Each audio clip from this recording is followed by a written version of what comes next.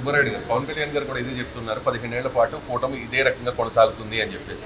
2024 ఎన్నికల్లో కూటమికి 164 సీట్లు వచ్చాయంటే గేమ్ చేంజర్ పవన్ కళ్యాణ్. ఈ మాట అన్నది చంద్రబాబు నాయుడు కూడా, టీడీపీ నాయకులు కూడా ఒప్పుకున్నారు.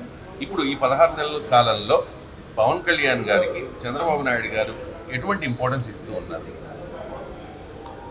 చంద్రబాబు నాయుడు గారు పవన్ కళ్యాణ్ గారు ఎన్నికల ముందు ఏ విధంగా కలిసి ఫైట్ చేశారో, ప్రభుత్వం ఏర్పడిన తర్వాత కూడా ఈ రోజున కూడా ఈనాటికి కూడా ఈ 16 నెలల కాలంలో కూడా వారిద్దరూ కూడా ఒకే బాటగా ముందుకు సాగుతున్నారు. ఏంటంటే కేంద్రం నుంచి నిధులు తెచ్చేటువంటి విషయంలో కానీ, ఆంధ్ర రాష్ట్రాన్ని అభివృద్ధి చేసేటువంటి ప్రణాళికలు రూపొందించడంలో కానీ అన్నింటిలోనూ కూడా పవన్ కళ్యాణ్ గారి యొక్క భాగస్వామ్యం చంద్రబాబు నాయుడు గారు పంచుకుంటున్నారు.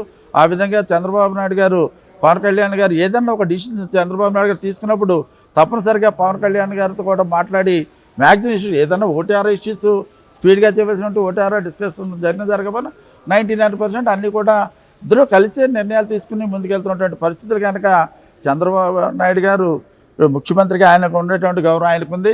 యాజ్ ఏ డిప్యూటీ చీఫ్ మినిస్టర్గా పవన్ కళ్యాణ్ గారికి యొక్క గౌరవం గుర్తింపు ఎక్కడ లోటు లేదు అని నేను ఖచ్చితంగా చెప్పగలను. Thank you so much Kottapalli Subbareddy గారు. అది కొత్తపల్లి సుబ్బారెడ్డి గారు చాలా ధీమాగా కరెక్ట్గా చెప్తూ ఉన్నారు.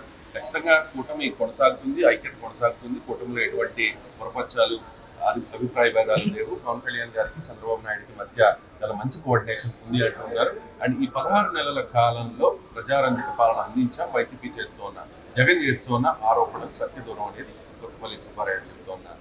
కెమెరా పర్సన్ అబ్దుల్లాతో రవిశంకర్ 99 టీవీ.